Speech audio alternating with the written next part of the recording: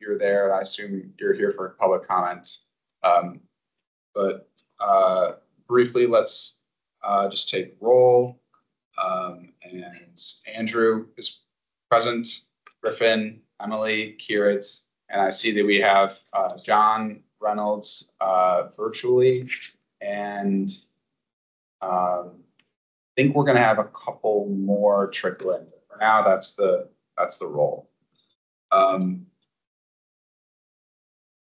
right. So let's do the meeting minutes approval and then go to public comment. Does anybody have comments on the meeting minutes before we vote to approve?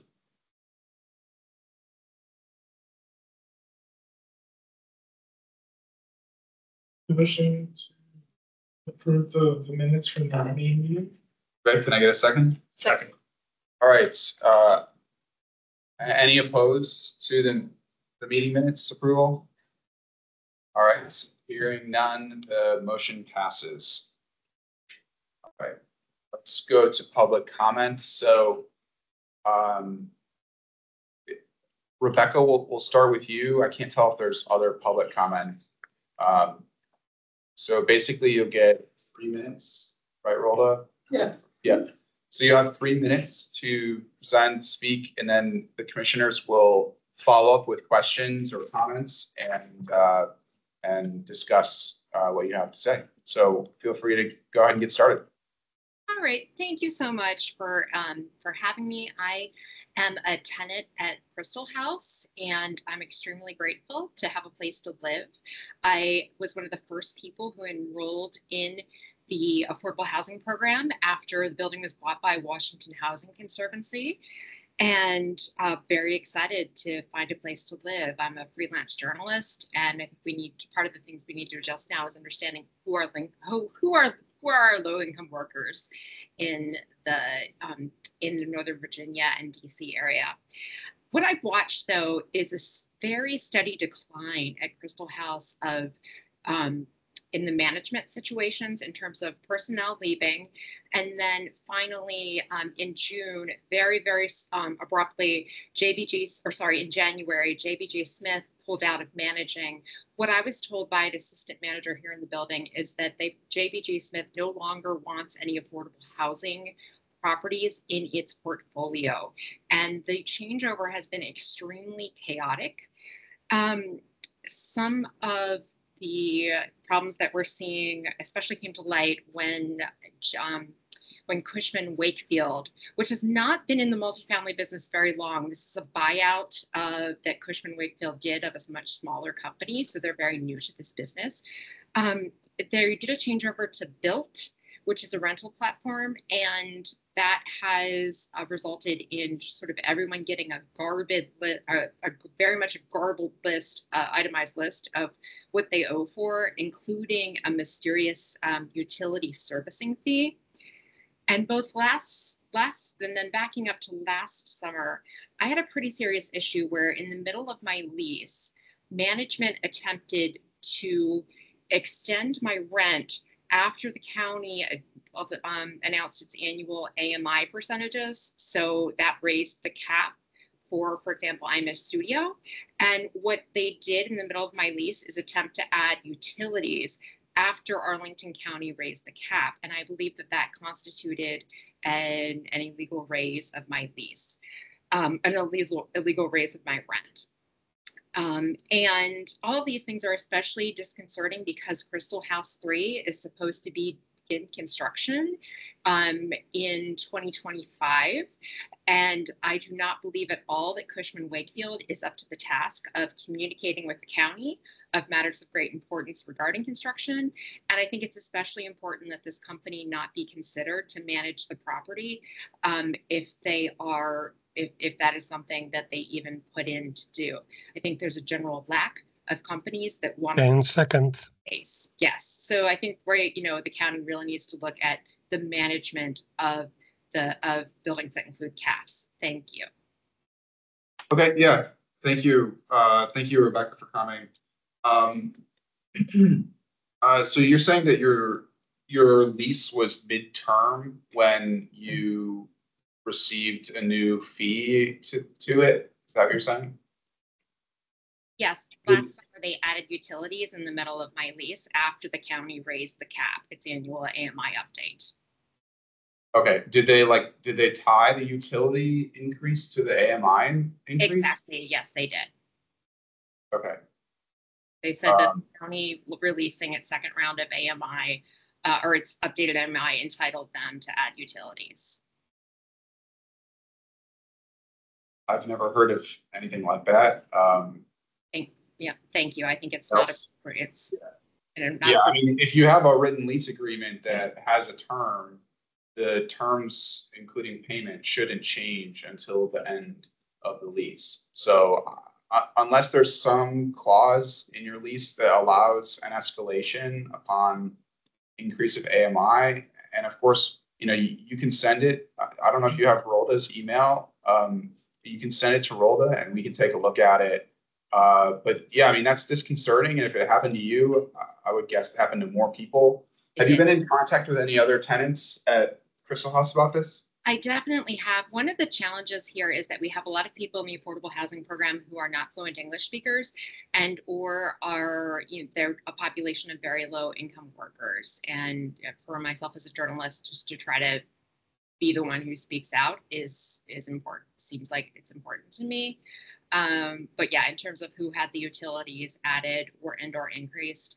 Now, I'm concerned now that this sudden appearance of a utility servicing fee could be tied, and that varies very widely from resident to resident. That just went up. That just appeared in in our July rent. I'm concerned that that could also be something that they are attributing to the AMI bump.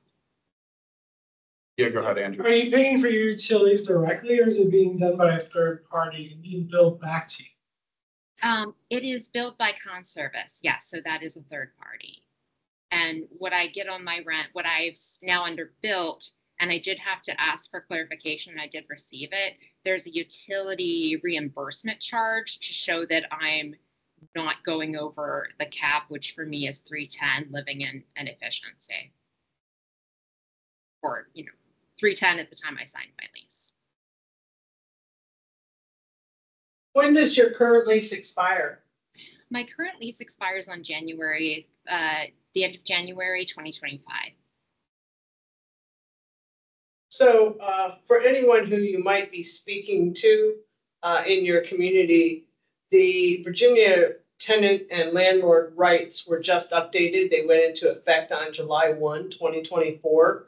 Okay. And in that, it indicates at the top of your lease, in the very first section of the lease, the landlord is obligated to list every potential fee that a tenant could be responsible for, whether it shows up or not, because some people might not rent in storage space, but we have to list as a landlord that you could be charged for that. So if you are talking to other tenants whose lease starts any time after July 1st, should make sure that's on there, and the landlord would be obligated to have to explain it to you because it's now part of their lease. That might be something you'd like to do in support of your fellow tenants there, and then of course make sure it's in your lease when you renew in January. Okay, so that utility service fee, that should be listed, is what you're saying? Because it's definitely not listed. As of July 1, any lease generated after July 1st, 2024. Good evening. I'm sorry. I just wanted to let everyone know that I was in the room. My name is Severly Brinkley. I'm a senior director with Cushman and Wakefield. Nice to meet everyone. And though I can't speak to everything that you shared, Rebecca, there's some things that I am prepared to speak to. Yeah. Commissioners, any other comments before we give a moment to Beverly? We'll give you 3 minutes for public comments. I just have one more quick clarification for you, Rebecca. So the change or the addition of the utilities to your lease that they tried to add mid-lease term and the change of kind of your rent structure, did that occur under Cushman and Wakefield, or did that occur prior to the change in management? No, great question. That was under JBG Smith. And that sort of escalated with a lot of back and forth with them saying, no, we can do this because because the AMI has been adjusted. And I reached out to actually a friend who works at Arlington County, and I should have come to you all then. And I'm really sorry I didn't do that. But what ended up happening is it got a JBG Smith regional manager who actually used to manage our building before they cut back on staffing here. There was a phone call. I said I'd like to record this phone call. They refused to have it recorded. And I said, all right, well, I think we're done here. And what they did is they applied a $500 credit to my account for what they called the misunderstanding. And the minor issue that I have now is that certainly, as you pointed out, I know there are other residents in the building who were charged these utilities. I don't think they got this credit that I got, is that the credit didn't cover all the utilities until the end of my lease. So there's a balance that turned up on my account underbuilt from, I guess, pretty much December and January. My lease that I signed in February did include the fact that there would be utilities up to the county cap. Does that answer the question? Yeah, thank you. Okay, before we go to Beverly, I just want to, during roll call, Kristen hadn't joined yet, and neither had Sarah. So just noting that for the record that they're both in attendance. Beverly, you have 3 minutes, so go ahead and we'll ask some questions after you speak. Sure. And I'll try to answer what I can and then circle back with Rebecca, if that's okay, to get more clarity on others. So first is Build is a program that we introduced at the site. It is a new program to our industry. And if there's some type of hiccups that you are seeing from a resident perspective, which is going to be different from mine, I am taking notes and would like to circle back with Bill to discuss those. I'm not sure if you have my email address, but I'll drop it in the chat so you can reach out to me specifically to discuss what you're seeing with the change to Bill. In regards to the utility service fee, now I don't know if JBG uses the same national industry lease that we do. I'm assuming that they do. Most companies do. Utilities, there's a note in there that says utilities are included in the lease.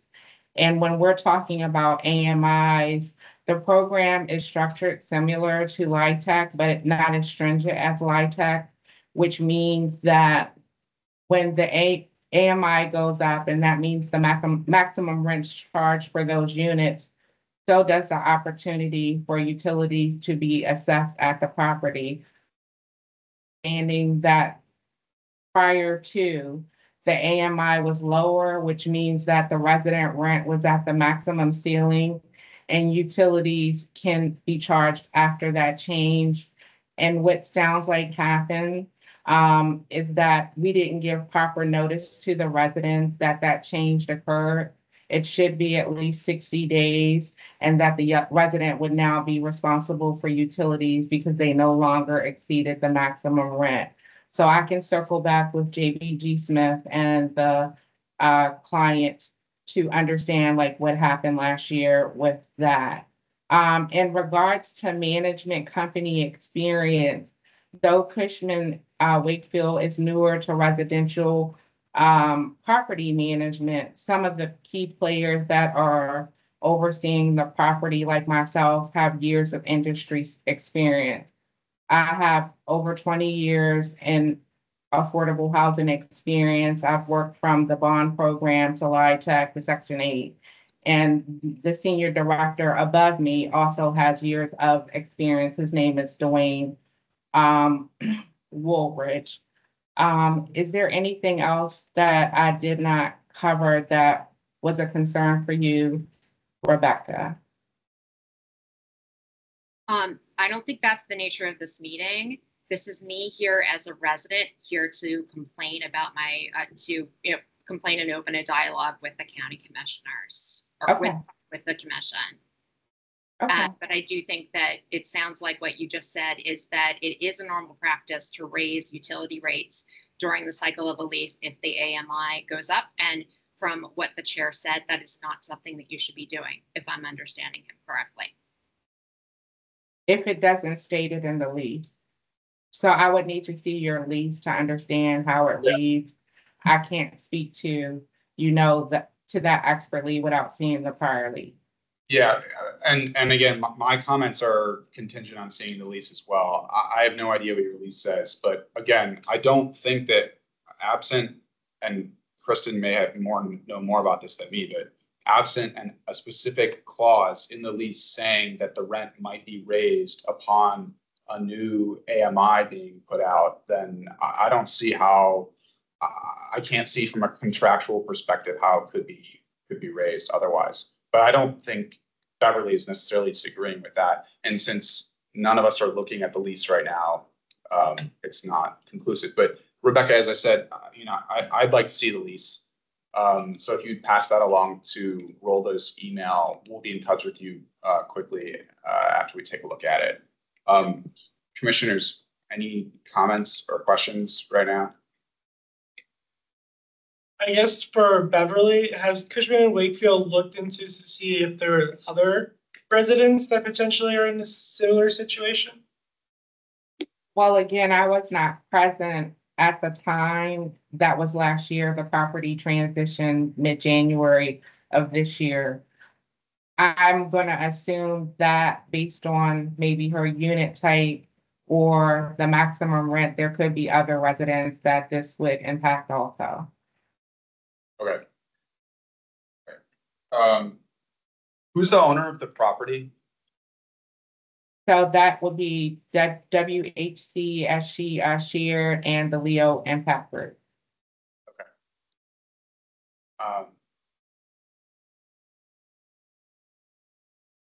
I do want to follow up with Rebecca after we review the lease and with Cushman. Rebecca, your concerns, I want to make sure I've got them correctly. So the first one is the increase essentially to your total amount paid, and that was under JVG Smith. And then there was sort of another concern about utility servicing fees under built, right? And that's under Cushman Wakefield, right? And then third, you're concerned about, but I want to know if there are any other specifics you have to add about a decline in the quality of service that you've received under Cushman Wakefield. Am I characterizing that correctly? Oh, yes. And the decline in service is really well pronounced. One of the main issues, major issue is security and doors not shutting, or when doors break and they're not secure and they become insecure, they're not repaired. So we had my neighbor went out to walk her dog and found an unhoused person sleeping in the basement because the door was broken. And that door still, that was I think 2 months ago, that door still has issues where sometimes anyone can just walk up and open it. And Yvette Kane is aware of this and has been responsive, but it's not been permanently dealt with. And now we have doors that lead to the pool area and to the pool gate. Those are broken. And so the solution has been to prop open the pool gate and the pool door in the building all summer. And as I understand it, the problem is they're broken and they've been discontinued, those systems, and they cannot find a sort of like, they can't get the repair pieces. So the solution is just to leave these doors open all day, this door to the building and the gate to the pool. And the maintenance, although Yvette told me she was told that there would be a repair schedule, the maintenance guys have told us that these might not be fixed for the entire season. So definitely, and then we're just not aware, what the security camera situation is in the building. So those are sort of, but I feel like those are things that never would have happened when I moved here 3 years ago. If there's a door that's not shutting, that was a security issue for the building, it would have been fixed. And I take it you've raised these concerns already with management, right? Okay, so Beverly, I mean, what's the status with the security, the doors, and replacement of? Yeah, what's going on there? Sure. So I want to start off with staffing.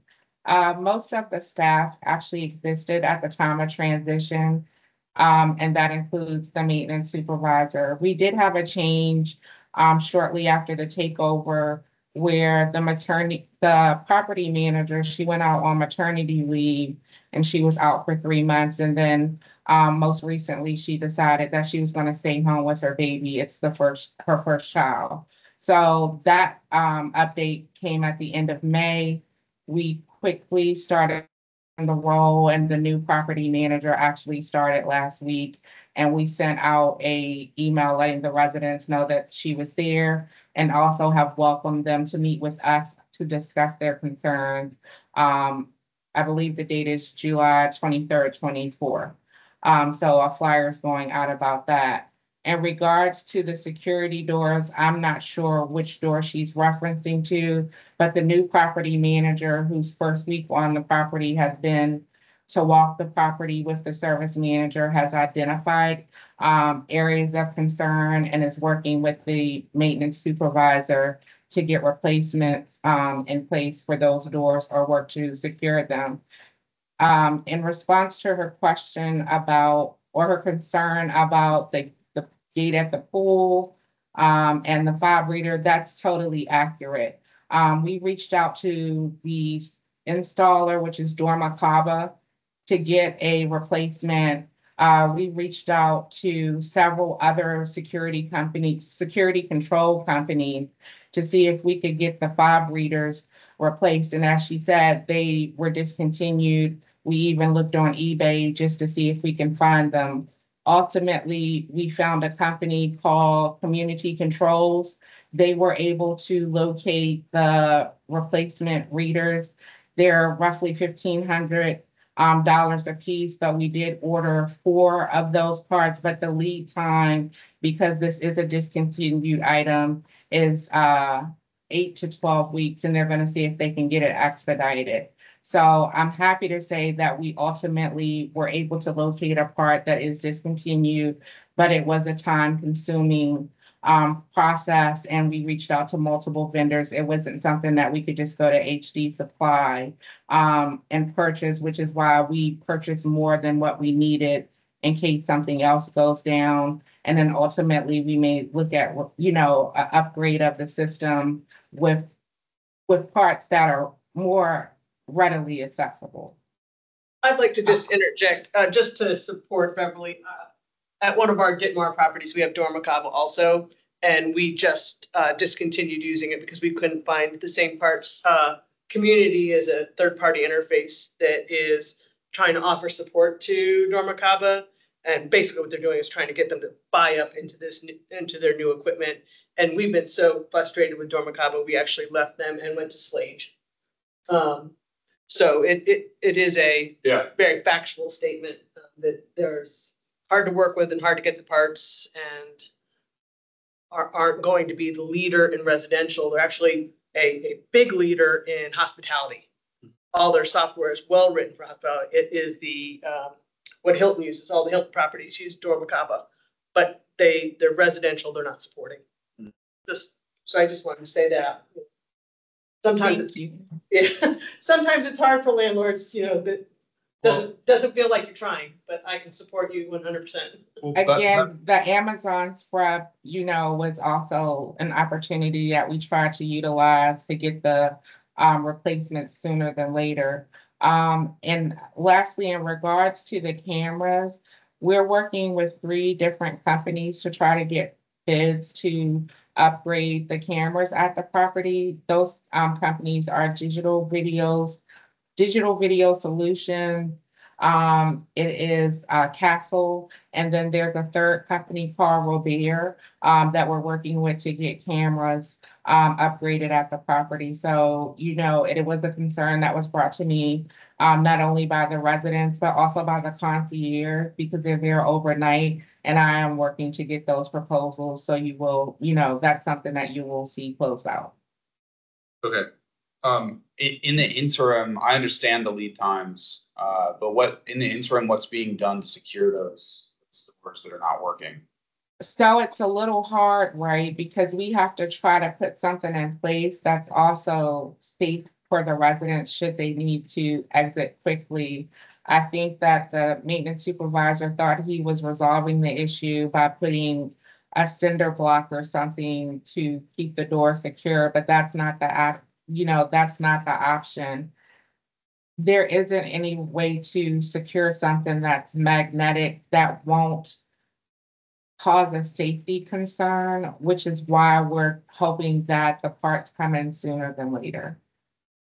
Okay, so you're saying that you've investigated and you haven't come up with any solution to this? Well, the investigation was also done with the companies that we were trying to source the parts with, right? We were asking them, if you don't have the part, do you have another resolution? And the resolution was to totally upgrade the system, but the system also ties to the main building. So that's not a fix for us either. So, I'm just thankful that Community Controls was able to locate the parts. And even though we have to wait, I'm just glad that they're on the way. You said that you're upgrading the camera systems. Are they operational right now? They are not operational right now. The software, Crystal House is a little bit older, right? And so the software is obsolete and we need to look at doing complete replacement. I would like to say that there was an awareness that this was an issue at the time of transition, and there is money set aside to get the upgrades completed. And that's just a matter of finalizing one of the three proposals. Yeah. Yes, Crystal House is a big two big buildings, right? So that's a lot of walking. There's wiring that will need to be done and et cetera. And also making sure that we have the right internet bandwidth to support a system so large. Okay. Okay. So, I have just a couple thoughts with regard to the lease issues. I think it would be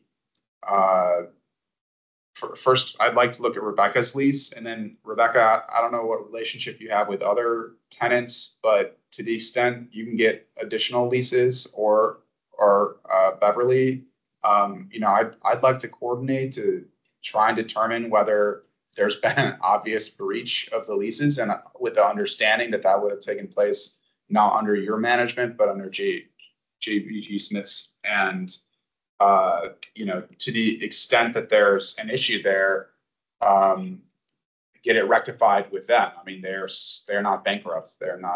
They still exist as a company. And if there's outstanding money owed to residents from JBG Smith, then that should be resolved. So that's my first thought. To the extent that Rebecca, you are talking with other tenants about resources, legal services of Northern Virginia, in particular for those in affordable units, are an option if they're having issues like you've had or other issues. We'd also encourage them to come to TLC because we do this sort of thing a lot, and I think the advantage we have is we get to coordinate between people like Beverly, who are obviously well-intentioned here and doing their best, but also with the county's resources like code enforcement. If there are issues that remain outstanding, we'll do that on the back end. After this meeting, we'll talk with code enforcement and a couple others to make sure that we know whether there are other issues at the property. And I think it would be a good idea for us to have a meeting. We don't meet in August. We don't meet this next August. But I would be interested in having, maybe we could do it in a subcommittee meeting or something, just an update. And it doesn't necessarily have to be, a full commission meeting, but an update from Cushman just on where we stand with the security issues, which sound pretty, disconcerting to residents. And, when we can expect that to be resolved. To that end, Beverly, I'd like to coordinate with you to set up a meeting of some kind to follow up in a couple weeks. Does that sound okay to you? That sounds wonderful. I'm an open book, and I understand what the concerns are, and we're going to work through them. I'm also going to speak to the attorney for the site who's more well-versed in leases and Virginia law. Once I receive the lease, I'm never going to speak like I'm expert utilities. I am not, but I'm happy to look into it, from the management side also. Yeah, I'd appreciate that. And again, I mean, it's sort of a unique situation where if it's GBG Smith's fault, you guys can assist because you still have the leases on file without it being against your interest. Anyway, I'll leave it at that. Commissioners, any comments or questions you think we should do? I think what you said is wise, and we appreciate the comment. We can't always, hearing complicated issues, we can't always come up with the answers on the spot. Sometimes we have to dig a little deeper into the details. Yeah. Well, property management is a very human business. It's human, from the people that work in the offices and on the sites to the residents that live in them. So unfortunately, I say there's always no playbook that we can just go through and check the boxes. There are some unique situations, and the utility situation, it seems to be one of them, but I'm happy to matter. Yeah. And out of my own curiosity, Rebecca, you mentioned you're a freelance journalist. Are you writing an article on that? I'm just curious.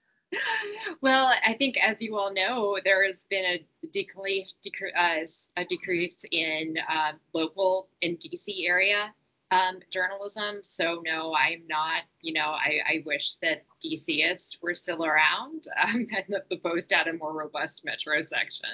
I'm the Post former theater columnist. They discontinued the local theater column a while ago. So no, I'm here as myself. I do see that my neighbor Irina joined. She's listening in.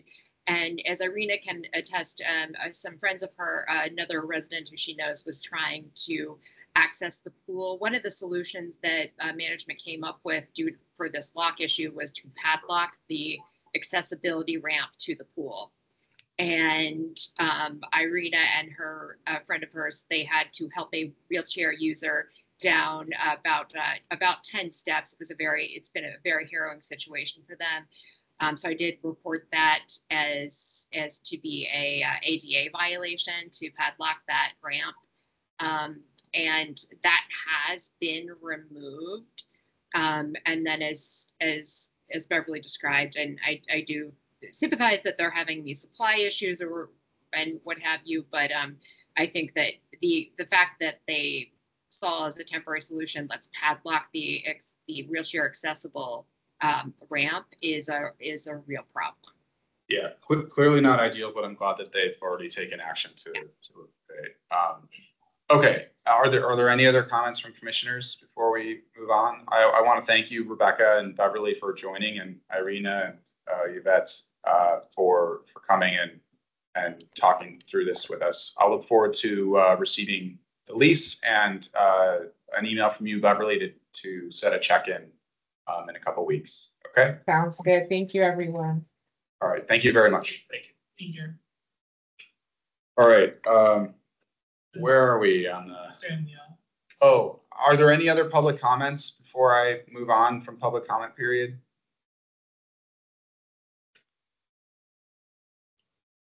Okay. What do we have next on the agenda? The subcommittee, comments of the Outreach subcommittee, yeah.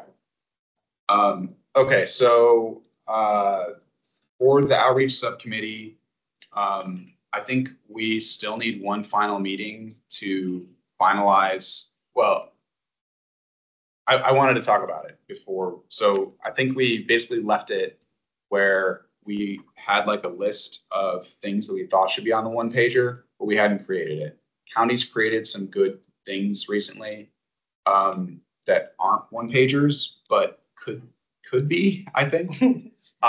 So I was thinking, and I actually talked to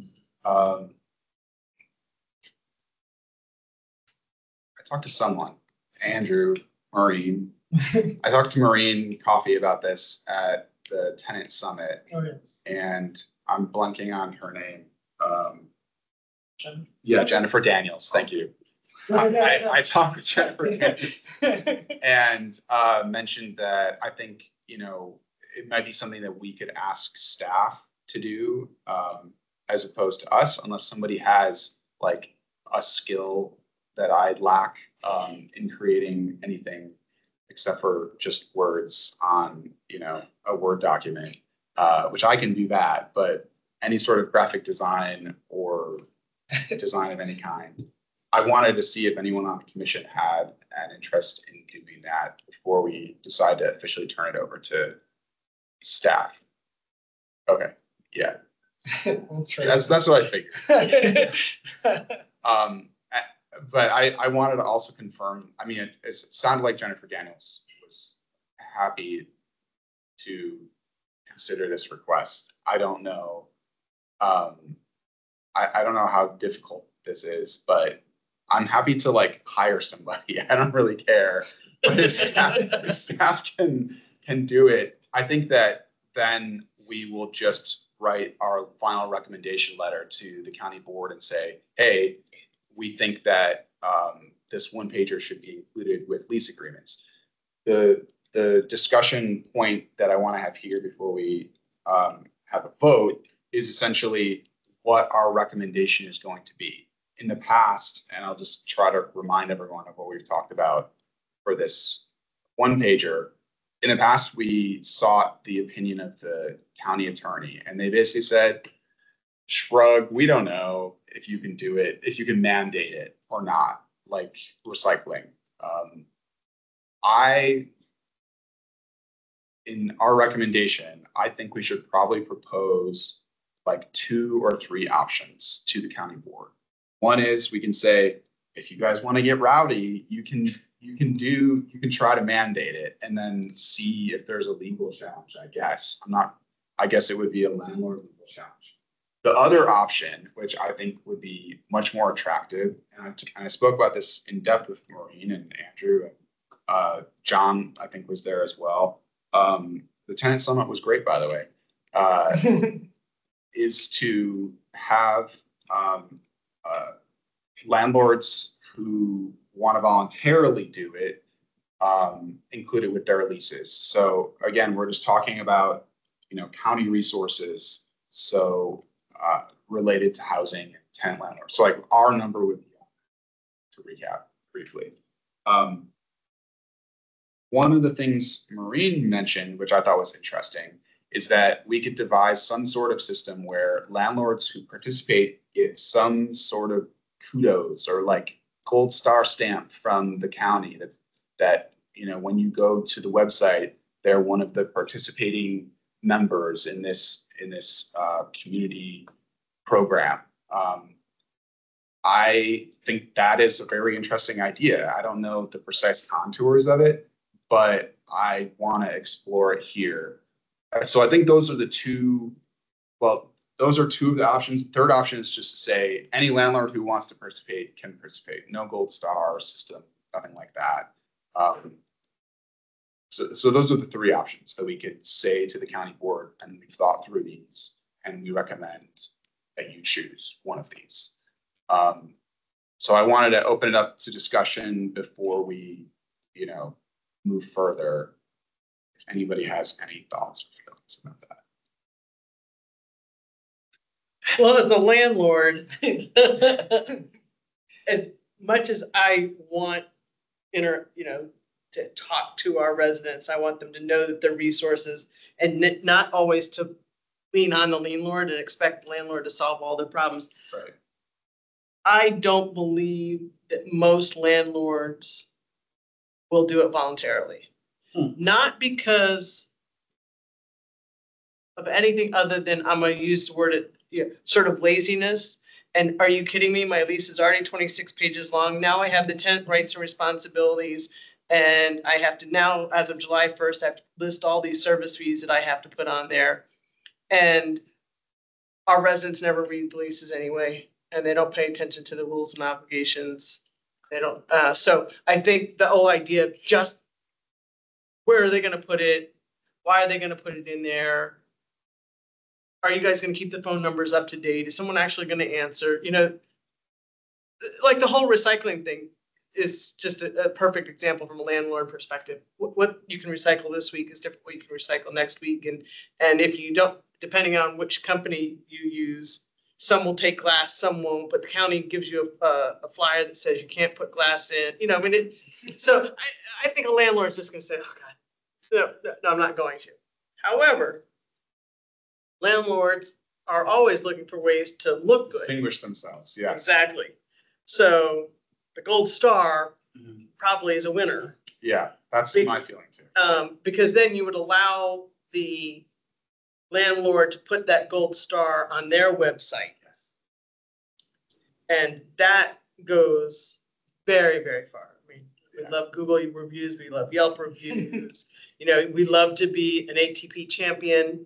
You want to be a platinum, you're going to do everything you can so you can post those signs and put those awards out. So yeah, there's a good saying that says, show me the incentives and I'll show you the outcome. I think that's Warren Buffett, but, or maybe someone else before him, but yeah, I kind of agree too. And, you know, as part of this discussion, we can say, we're just going to throw out the mandate option and the other option, just say this gold star thing, we're going, you know, all in on it, you know, assuming, but I want to get a consensus agreement on the commission. I really appreciate your perspective, obviously. And I guess like implementation is the next question. Now that's not necessarily something we have to sort out 100%, right? Like if the county board really likes the idea, and I know for a fact that Maureen really likes the idea and she will push it. She's told me that she's already committed to it. She just wants the letter from us coming. But it would be helpful to provide some sort of a structure, an initial structure for the program. So I just want to talk about that for a little while. Oh, and if anybody else has thoughts besides Kristen, of course. Oh yeah, Sarah, go ahead. Hi, everyone. So sorry I can't be there in person tonight, but thanks for letting me join virtually. I'm kind of in agreement that unless you require someone to do something, I would say not laziness, but inertia might take over, right? Why do something if they're not required? But I'd be interested in maybe exploring the incentive idea first, and we do it for a year. And if 2 landlords do it, maybe we say, okay, we tried that. Let's pivot to a mandate and see what kind of pushback we get on that. I don't think there's anything to say that if we do something one way, we can't go back and iterate and improve. I'll also just say to the bit about the incentives, if we're going to have somewhere on our website where we are giving gold stars to landlords, I'd also like somewhere on our website where we could just maybe have a list of how many times certain property management companies or landlords get complaints and how many complaints they get. That's something that as a renter, I would love to be able to see in one spot. I know that might ruffle some feathers, but I think if we're going to go out giving gold stars, I think it would be one-sided to just give gold stars and not say, oh, by the way, but they've also had 6 complaints about ADA accessibility, you know? So that's just me putting that out there. I'm excited to see where this goes, and I'll leave it at that. Yeah. Well, as a millennial who was accused of only getting participation trophies, I think you can only give out gold stars. Just saying, not necessarily saying whether I agree with we've indirectly done it. past. I think there was Like, collective oh, no, not pushback them from like again. all of society We about threw up gold, our only hands giving like, out oh, gold no, stars. not that property. Sarah, we didn't hear what you said. Yeah, we didn't hear you. Oh, I was just making a joke. I mean, I think there was collective agreement that only giving out gold stars was maybe not the best idea. So I don't know. Yeah. I'll leave it at that. Well, I mean, I will say like the other subcommittee, Andrew's going to give an update on later, and they've got a meeting later this month. I don't know that they're necessarily driving towards that, but they are trying to unify, the disparate like data that the county has and that LSNV has and other, partners. So maybe that could lead to something where we actually have some data. Like right now, I don't even know what data we would put in terms of like red stars, red, angry, red faces. I don't know. Emojis. I don't even think it would need to be bad. I think it could just be an objective, like, this is how many comments we've gotten on this, and let people can deduce what they want from that. Yeah. I think the only problem with that is that we don't get to vet those complaints at all. So we can't validate them. And I would hate to have our name associated with things that aren't properly validated from a tenant perspective or a landlord perspective. Whereas the gold star, we get a copy of your lease. We see that you're doing it. Yeah. And we can confirm it. Well, and to that point, it's kind of like the people only write Google reviews if they're really happy or really mad. That's like so accurate. Just because there are a handful of complaints, it doesn't mean it's not from one tenant who had a particular problem that isn't indicative of the property or the property management necessarily. That you could easily influence that, just make your property look really bad. Without any unfounded. Luckily we have the luxury of not yet coming to this, just having to decide this particular thing right now. I did want to talk more about the contours of like the gold star system. One thing is, in my mind, you could just make it about, are they providing this one pager along with their leases? And that's the simplest and cleanest thing. It's probably the thing that I lean towards. But, if you're creating a gold star system, maybe there are other things that we would like landlords voluntarily participate in. And this is something that we wouldn't necessarily have to implement immediately. Like we could start off with just the one pager, and then you're in the program. And then at some point in the future, I like how Sarah put it, you can iterate, maybe it's not enough incentive. And you later add on other requirements or benefits. But I think for now, my inclination is to just make it about the one pager. Is everyone generally in agreement? So I guess like my next thing is we don't want it to be like we endorse this. Yes. Yeah. There's a tough line to thread here where gold star means like we love this landlord and they're like preferred for lots of reasons. If you just like glance at it, I think we need to be careful. And again, some of this implementation, I think if the county board really likes it, they'll do whatever they want anyway. But I just want to like talk through here us thinking about it. An endorsement, but like limited, like they're participating in this program and we appreciate that, right? So anyone have thouts on that? Kind of like a friends of the tenant landlord commission. Yes. Like the friends of the Arlington. TLC or friends. Yeah.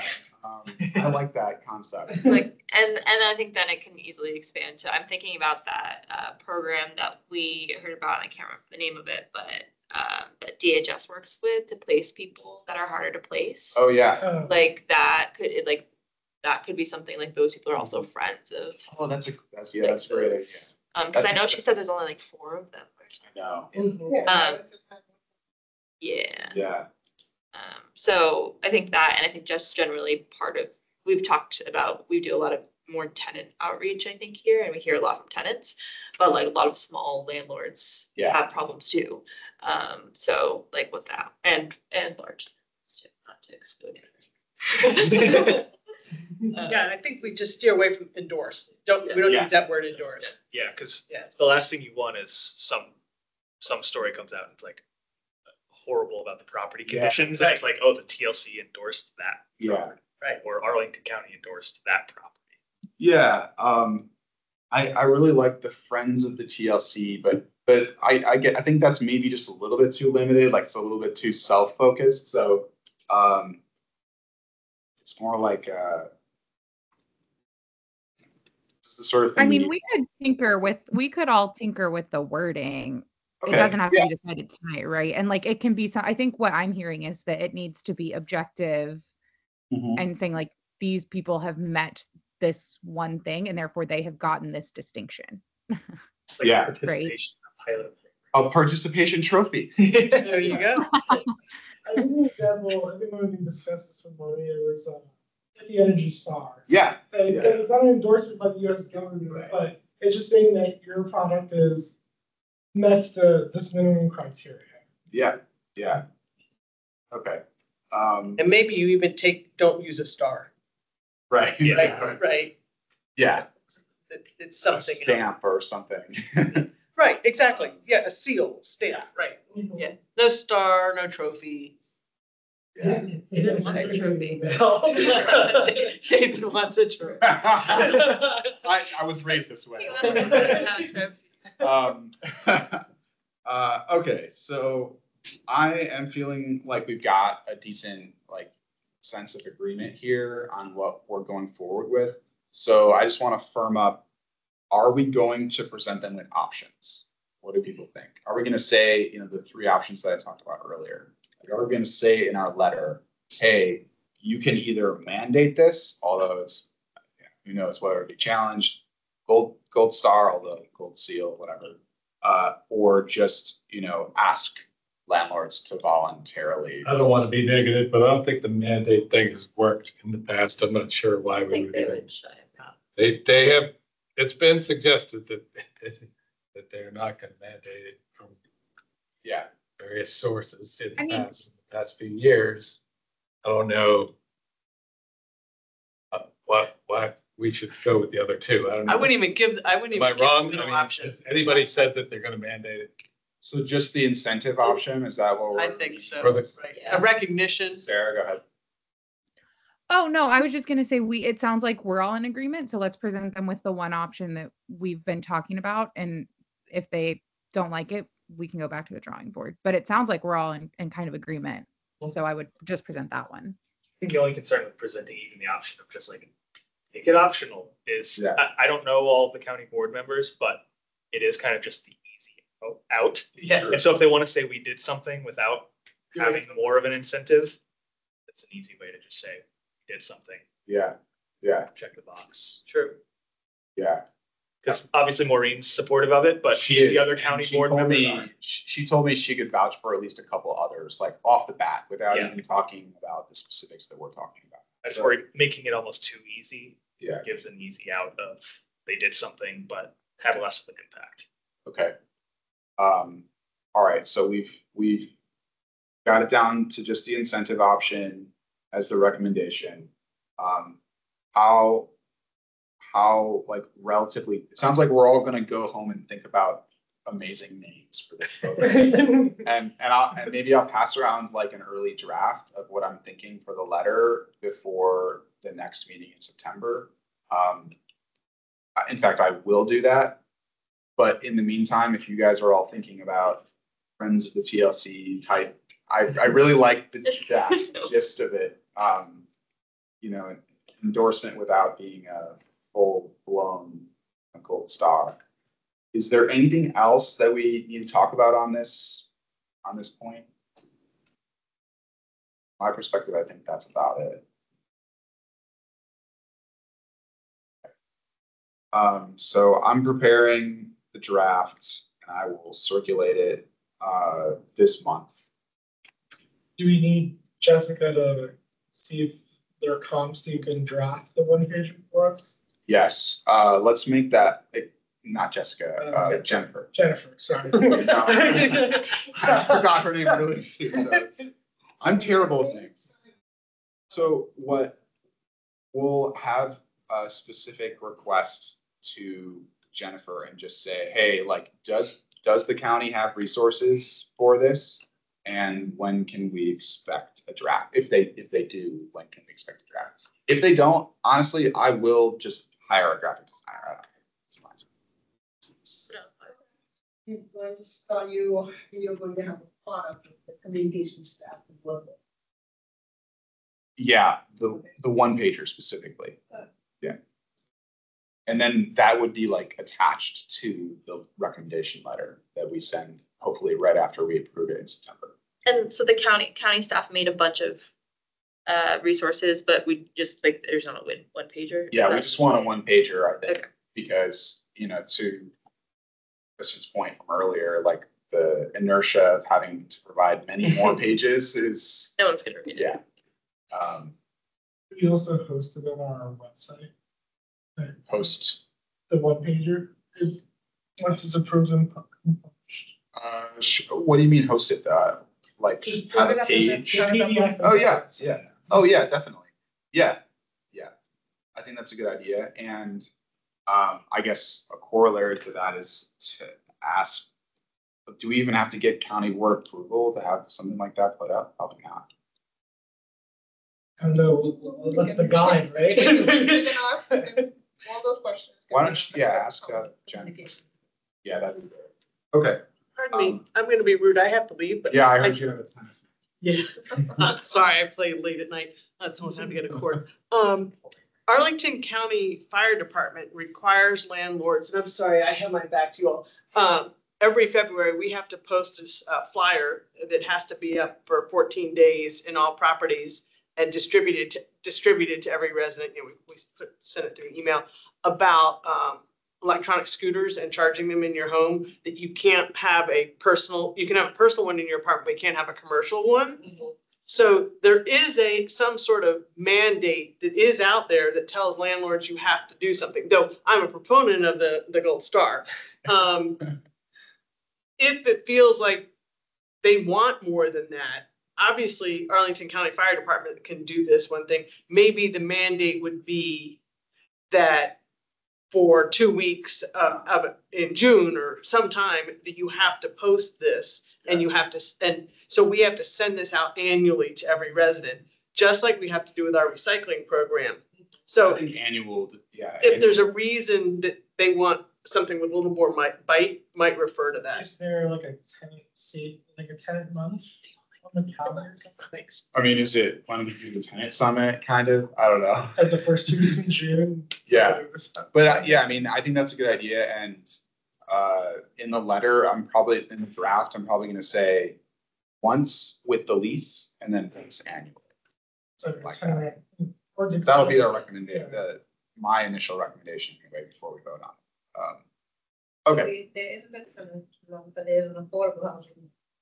Oh, okay. Okay. It's whatever month it wants, probably. Yeah. I think this is like, I know Congress spends a day for everything. Landlord appreciation. Yeah. Did you just need that one? No, I'm sure there's one. Yeah. Okay. All right. So I think what do we have? Electronic meeting policy discussion next. Yes, and hopefully people have had a chance to read it. So it's basically just personalizing and putting it in our need as the commission. And I think we discussed most of those items in model one. So I don't know that there might be a conversation. We talked about it in May, right?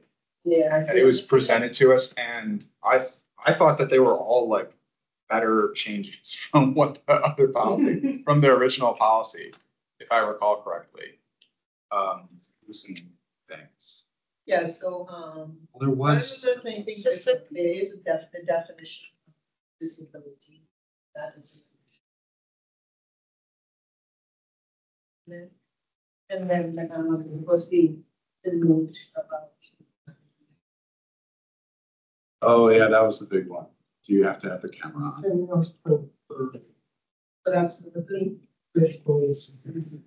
And then, I don't know that it was any. Is the meeting, the virtual meeting will be about 50%. So meeting continues on consecutive. This is the. Oh, it's. The other thing was, I forgot about this, is if you're more than 60 miles away Well, and you can't attend a meeting and you're virtual, then you have to record this fact in the remote location from which a member participates in its minutes. So if you're like on vacation, virtually, you have to tell them where you probably shouldn't have joined the commission. Commission, but oh well. Yeah, well, you can't even be on the commission in that case. I live in West Virginia. It's like I attended a subcommittee meeting, but I was in Maine. No, but this That's says If you move out, your Oh, principal okay, residence. never mind. if your secondary residences are on Arlington. Got it. I don't think we would accept someone in the first place. So Maybe I was gonna say, isn't that before we start, is I guess do we have any choice in this policy? Yeah, that's a good question. After you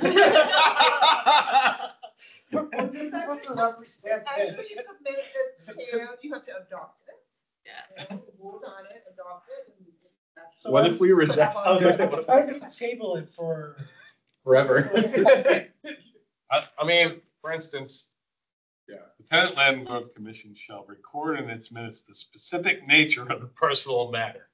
Yeah, I don't know. I mean, are you guys like when you were stuck in the Are you gonna airport? But No. So.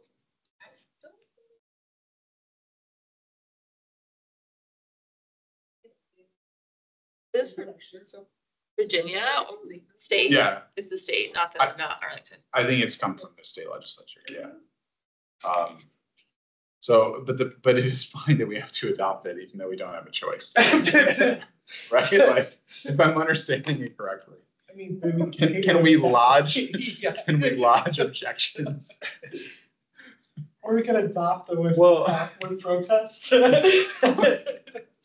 I really don't think. Yeah, I mean, if the Virginia legislature passed it, I don't think there's a choice. But we could stop. Yeah. Well, any other comments or thoughts on that before we? Adopt a reservation. Yeah, we could note for the record our reservations. In fact, we could amend our charter to say that we have deep concerns. I'm just not being serious at all, but I guess my only reservation with the 3 is like this, that stop meeting then. Why does it, like today, if we dropped you're at 4, but the person happened to run to have a bio break and then come back and you're in the middle of voter discussion. Until I mean, that makes no sense. I will, being recorded, so I will say that we are going to adopt this, but hypothetically, the rule of every law is not always followed to the letter. Yeah. I'll leave it at that. I mean, at the end of the day, there's a chair and there's a spirit of the law versus the letter of the law, which is what I was just hearing. And I'm confident that we will not be kicked off of the Tenant Landlord Commission for going off video during virtual. Don't test me, Sarah. That's just my thought. So. No, I have a hard enough time getting quorum as it is. Right. Anyway, okay. It sounds like we are going to adopt this whether we like it or not. So can I get a motion to adopt the policy governing virtual meetings for remote participation meetings? All right, can I get a second? All right, all those in favor, raise your hand. All right, that's. Oh, stay. All those opposed. All right. Yeah, 1, 2, both online. It was, yeah, John, Sarah, 1, 2, Emily, okay. Griffin, Andrew, and myself. voted yes, and got our maverick over here abstained.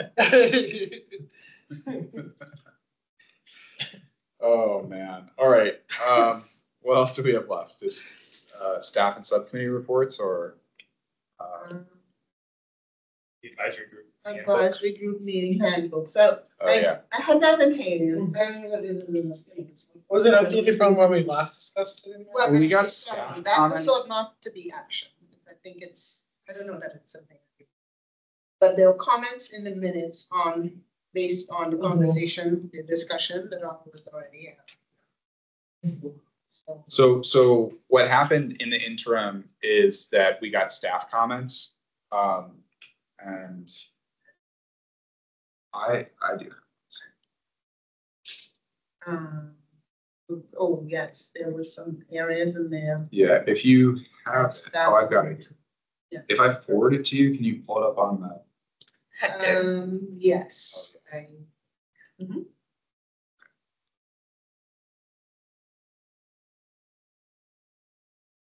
I'll send it to you. Yeah. But I can start reading it first. All right. Have you sent it? I did, yes. Okay, so they had a few comments. On page 3, they said some additional clarification might be helpful on the role of board members. Under the bullet, review the qualifications of advisory and regulatory group candidates, appoint members, non-voting and standing that reflect the diversity of Arlington County, and designate advisory group leadership. Consider adding, quote, and who are knowledgeable about the topic area or willing to learn. I don't have strong feelings about that. I guess one question before we move on. I know they extended the time to submit comments once. Has it been extended again? We haven't actually not heard anything more. I'm going to assume they're still accepting comments.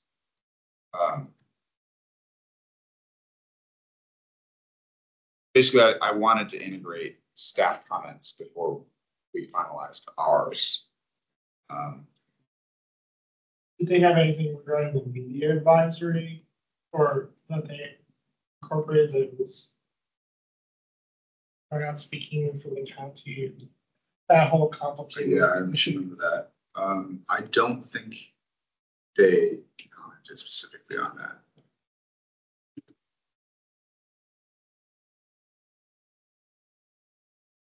No, because that's kind of it's standard.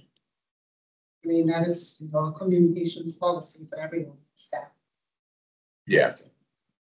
Yeah, I mean it's standard for staff, but not for necessarily. Obviously, it was not standard for commission before. I'm trying to remember the other reservation. They're in the meeting minutes. I guess we can go through that first, and then we commented that meeting bodies must adopt. Oh, this is what we just approved. Must adopt an electronic participation policy at least once annually by a recorded vote. And our comment was appears bureaucratic. Glad we got that back on the record. Holding virtual meetings 2 times per year, or 50% of the meetings, whichever is greater. We suggested a consideration of 30% of persons in attendance for quorum instead of 50%.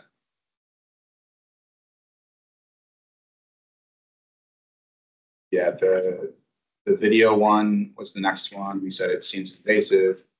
The other one was the caregiver issue. We agreed with the definition and said it would encourage broader participation. So we were good on that one. Same thing with, that's basically the subcommittee one. Yeah. Subcommittee one, the need to request permission from board liaison to form subcommittees. I think this was, if I'm recalling correctly, this was my biggest reservation after talking through everything a couple times. Communicating with media. Chair Tim commented that the language used as strong and could be tamed by offering training to commissioners about communicating with the media as a member of TLC versus making comments as a private citizen. I think that again was one of the major concerns, but like the more we talked about it, the less force I thought it actually had. But yeah, engagement with other advisory groups, the need for a staff liaison member to always be involved with others. I just don't see how that can even be like followed in practice. Like I've had so many conversations with Kellen and with Eric Berkey and others that didn't include. Yeah, I feel like when something comes together though, and you have staff liaison. Yeah, oh yeah, of course. Like, as soon as you're actually maybe that just covers it. Maybe, yeah, maybe. You're just talking to them as friends. External communications, prohibition from communicating or coordinating with other federal, state, or local agencies. Yeah, I'm not sure how much that will actually come up, but I think those were like the 4 major concerns. We've communicated with other, like with Alexandria and. Oh yeah, that's right. Is that prohibited? we had years ago, we had a joint meeting with them, didn't we? Yes. Yeah, I think we had at least 2. I think, there's probably something about there's lessons learned from how other places do it. I think we should be allowed to at least add some statement that these policies do not reflect reality. Right. We, they're the policies we have to follow, but some of them are unrealistic. Like the staff get back to the subcommittee. If 2 members of the commission are hearing us at a meeting by video, it has to be publicly accessible. Did they get back to like the ruling of post your house address? Everyone. I don't think they. We have to be at a library. I remember that. I think I'm the one that raised that. There's some commission out there that's proliferating subcommittees. Apparently, yeah. Whereas we're it's out of scope or something. Yeah. Right. Okay, so do we get the staff comments yet to put up there? They're not allowed. I'll just keep reading them now that we've recapped our own. Under the bullet, provide guidance to resolve conflicts and internal issues affecting the group's ability to operate effectively. Consider adding, quote, also coach, mentor, advisory group leadership, being an effective leader who can facilitate meetings in a timely and effective way while ensuring that all voices are heard.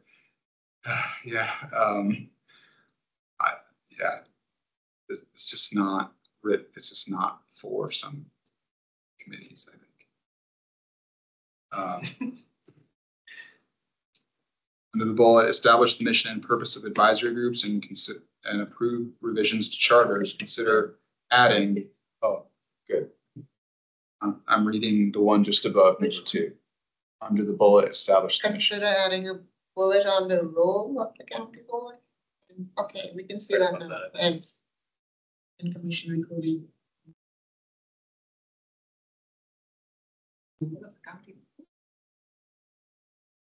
I don't understand that last bullet. I was reading the one just above it. Commissioner.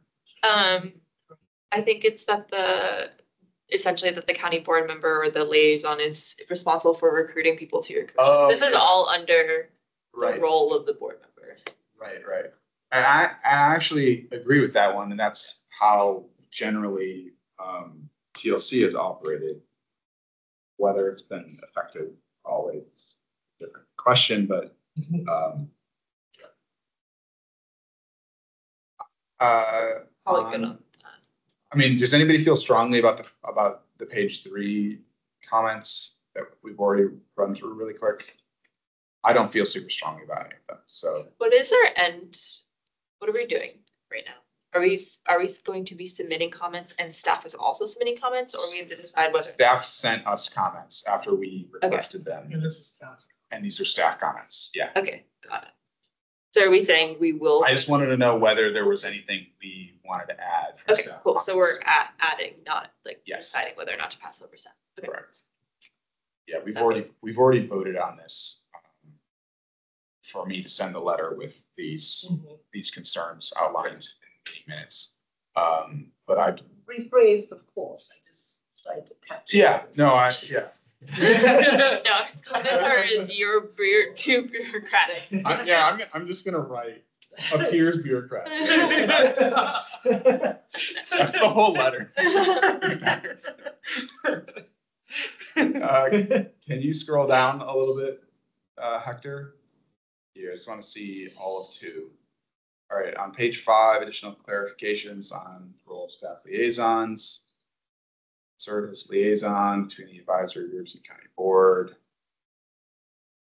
Advising county board of issues related to meeting management and adherence to commission scope. Yeah, I don't have any strong feelings about that. Consider adding additional bullets on assisting with recruitment. I would love additional help with recruitment. I don't know. Item number 4, is that supposed to be referencing us? Because I wasn't aware of that.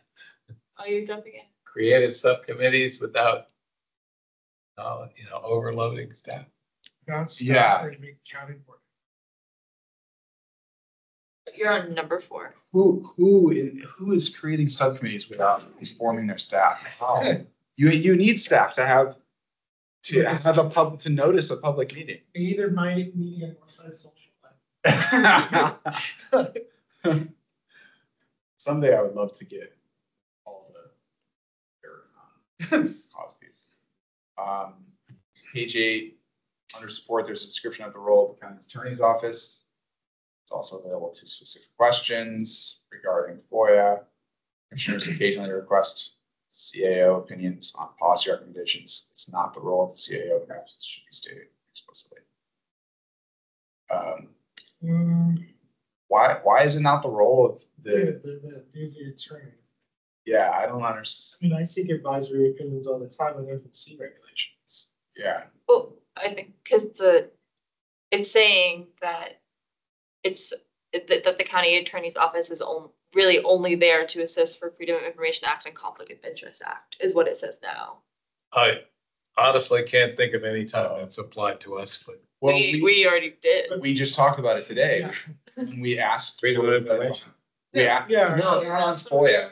No, it's saying that it should be broader than FOIA, right? Because we asked for an advisory opinion on whether the mandate or the one pager would be legal or not, and they gave it to us. It was very late and it was not helpful. But maybe that's not the role and should have been stated explicitly. So I okay. understand. Yeah. So do we want to say? But then who is the person that's supposed to provide? I think we're not quite reading this correctly. I think what staff is saying, and maybe I'm wrong. I think what staff is saying is that the CAO should be able to render opinions on policy recommendations. I think they're saying they do currently, but if they shouldn't be, they want that explicitly stated. Well, who are they asking? Are they asking the CAO? Because they probably don't want to give us advisory opinions. So I think that makes sense. Yeah, what is being stated here is that this statement about the CEO's office's role and does should clearly state whether, in fact, if there are policy recommendations coming from commissions, whether it is their role. So it talks about the freedom of information, having conflict of interest, but as the CAO roles is limited to just those two things, or can it in fact be extended to include policy? So I guess the comment is it doesn't say one way or another whether that is the rule. We're saying it should. Yeah. I think so do we want to include in our letter that we think the CAO should render advisory opinions upon request of commissions? Yes. Or any sensible organization would want to at least talk about hearings before issuing a policy. Yeah. It's like going through a comment rule period with any executive branch agency. Yeah.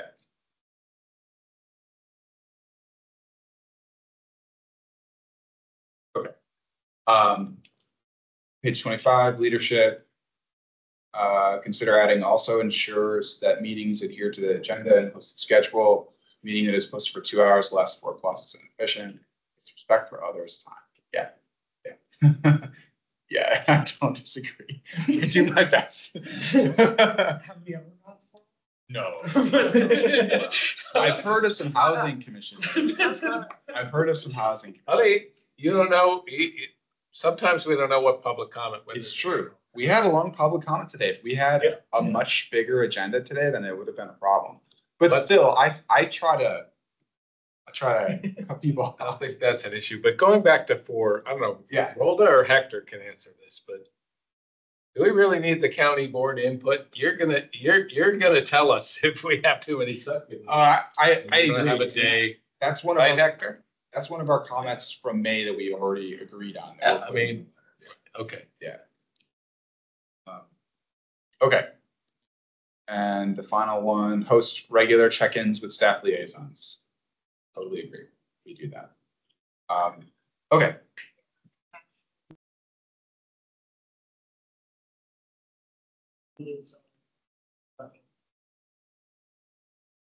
Okay, good. Yeah. Do we do, sorry, do we do county board liaison check-ins with you? Do you have our? I do them. You do it. Okay. Or whoever it is. Got it. Yeah, I did one a couple months ago, soon after she was assigned. Yeah, assigned for our commission.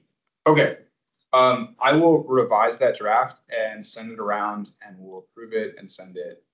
Well, I guess I'll send it around for comments to you guys. If there are none within a week after I send the draft around, I'm going to send it to the county board. Okay, cool.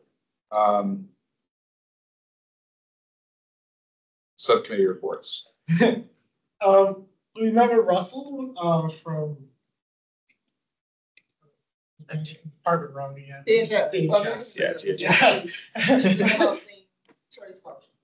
And we discussed the new rules, the proposed rule that's supposed to go into effect on October the 1st.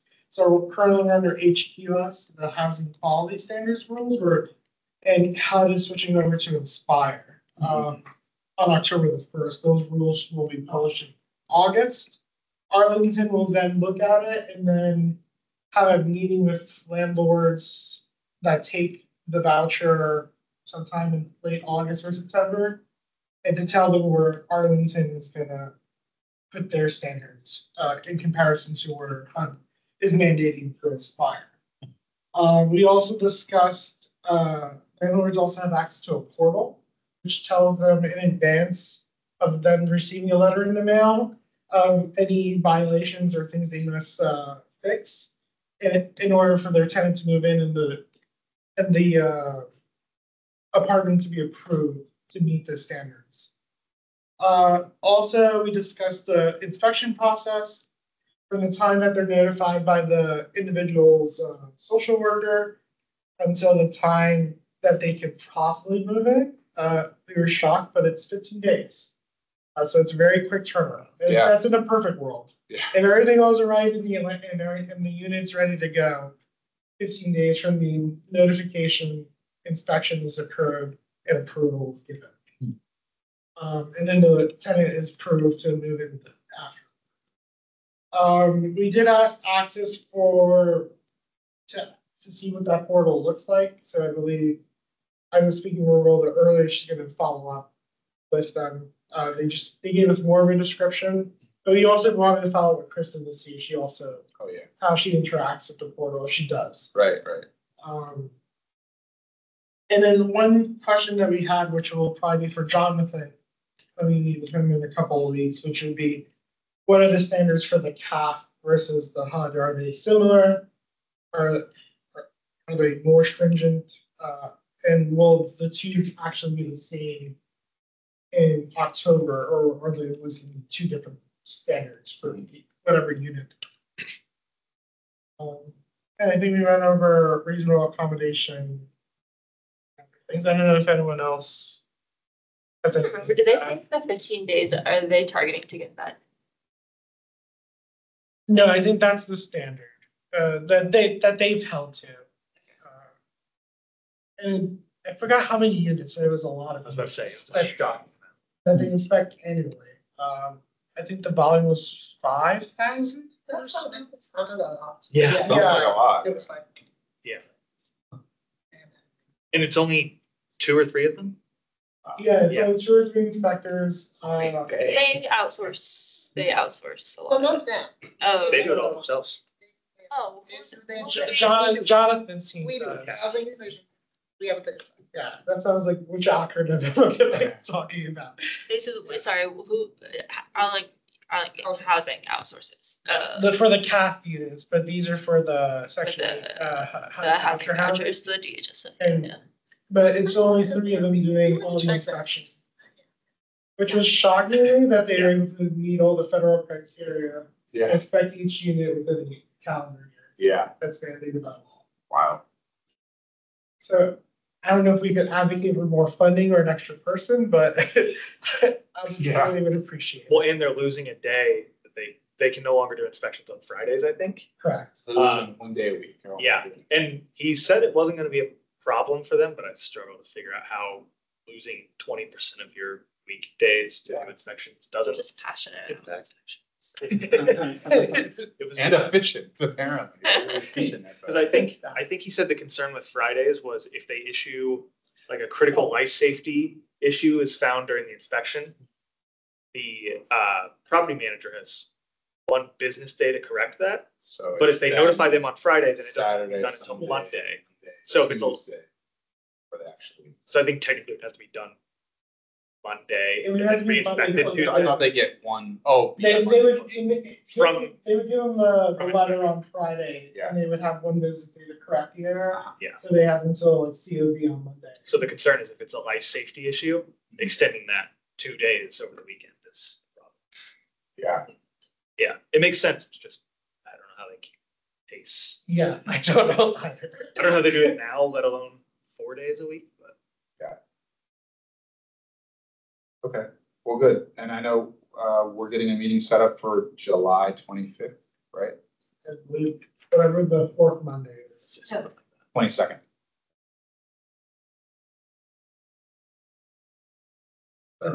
Should be the 22nd. 22nd. Yeah. And I'll be attending that one. All right. Yeah, I'm looking forward to that getting close to wrapping up and having something to recommend by the end of the year. That's the goal, is to have some sort of recommendation by like December. I think we're going to make that much. Great. All right, anything from staff? I don't think that.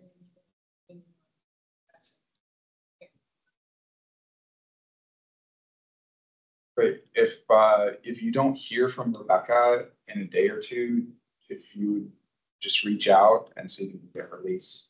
Oh, yeah, sure. And same thing with Beverly for scheduling. That's a lot. I did not know that that Cushman would be on when. Anyway, okay. Anything else for the good of the order? If JBG Smith doesn't use the standard lease that Cushman does, Right. probably not a bad idea to see if Cushman can provide us just their form too. Mm-hmm. Just since the new renewals are under that, just to see. Yeah. If That's out good. of that. That's a good point. I didn't think about that. Yeah. Would you? An example, Christian, please. Yeah. Yeah. That'd be great. We generally don't have an August meeting, but we have had emergency August meetings in the past. So. What are your thoughts? Probably not, huh? Well, will we focus on the Cushman thing in the August meeting? Or? I mean, August generally not have a meeting because of the. Yeah. And it sounds like a lot of it, I mean, I don't know what changes they can make in a couple of weeks. It sounds like they're all longer timelines. And we can continue to set up check-ins. My idea was reach out to them, check in like 2 weeks. And then, from there, another 2 weeks or whatever until the issues are largely resolved. Obviously, not all issues can be solved. My biggest concern was the pool and the doors. The doors. The doors is bad. But I was trying to think of like a way to solve it, and it sounds like they brought in like the installers too, and they thought of different solutions. I'm just not, I don't know enough to. I would say tenant safety is paramount, and I'm shocked that from an insurance perspective. Oh yeah. The pool situation, because I know that's a big thing. Like you always have to make sure it's fenced, and secured, and that was not the case. Yeah. Although they're probably required to have a lifeguard, right? But they aren't on at all hours. But right? and it's unlocked. Anyone can freely. I wonder if they take the cinder block out. I was about to say, I wonder if they padlock it, because my old building would padlock the pool gate at night when the lifeguard was off duty. So I don't know if they do something like that, but. Oh, I don't know. That's more paramount to be considered. I understand the fob situation, like that happens everywhere. Yeah. But security of the premises. Have you all interacted with them before, that building, that management? Have you like complaints?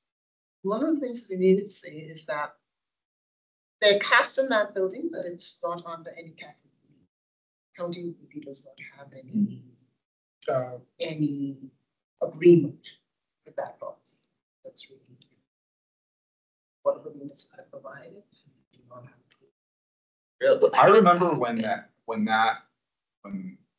Washington Conservancy, like, it was maybe 21 or 22 when they came in. And I was really optimistic about that. And I think they even had like, for those who were in the committed affordable units, they had like job training and other services. Yeah. Is that still ongoing? I think so. Because maybe this is helpful for the rent issue with JBG Smith. JBG Smith is like a partner with the Washington Housing Conservancy. Yeah, right. So they're still involved somewhat in ownership. It's not like they're completely separated. Yeah. But I don't know exactly the agreement they have then with the affordable designation. I think Amazon was part of the funding source for that acquisition, and I know Amazon has their own requirements. But I'll look into see if I can figure out how they like dedicate the affordable units if it's not in agreement with the county, which I'm surprised by. They use the AMI designations. But I'm wondering, They're just doing it of their own accord. Yeah, it must be a restriction There's no like loan agreements or. Yeah. It has to be part of this. Office. There's no loan agreement. It's a part of it. Yeah. So he does compliance. Yeah. But again, we have no agreement with that. So that that's sure. But it does not mean in a situation like this, because we actually spend us having a meeting with the asset manager and property managers, and so and having them address these concerns.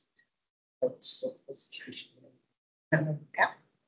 just curious who's like mandating those restrictions. I assume it's Amazon as part. Yeah. I guess that's good. I'm sure there's a contract somewhere that says. But we could probably ask them. Maybe let's include Amazon may have some of that public too. Could be. Because I know they published a lot of that. Well, that's what I'm saying. Can we put that in the email to just request? I guess we're asking, like, what is the underlying contract that? What is the affordability restriction? Yeah, what are the affordability? They're bound to follow. Because I know she mentioned that the AMI restrictions are less stringent on rent increases at LIHTC. But I only work in LIHTC, so I can only speak to that. But they would never allow for a rent increase or the application of utilities. How? I just never heard. It seems impossible, but yeah. She was defending a lease she had never even seen at the beginning. I didn't understand that. She said in their lease they allow it, and that's why I'm intrigued by what their lease is. Yeah, she said in the Cushman form. No, she said though vision that allows for if they're paying under the maximum rent, they can then charge utilities to get up to the maximum rents if new AMIs are imposed. Dumb. It also just doesn't make sense. Yeah, that's so, yeah. And that's why I'm intrigued of who's like the governing body of the like affordability restriction, because HUD wouldn't allow that, so I'm intrigued as to who would. Well, we can take a look at the leases and Yeah. see if there's, Well, also, wouldn't that violate the fees that are being listed by the, under, Well, yeah, under the the current, new Yeah. July 20. because then you're. Although you trying can to just- figure what You number- just say that you're gonna charge. you just say utilities can. That seemed, from what Kristen said, like you have to put storage unit even if you aren't getting one. So if they just put utilities, even if they're not charging them to you at some point, then I guess they could. It's just so wild to me that you can say like, this is what you can expect to pay for your unit, and then halfway through the lease term, it changes. Like that should never happen. It just should never happen. It's like a variable rate. Yeah, exactly. Exactly. Anyway, I think that's everything. Anybody else have any comments? All right, can I get a motion to adjourn?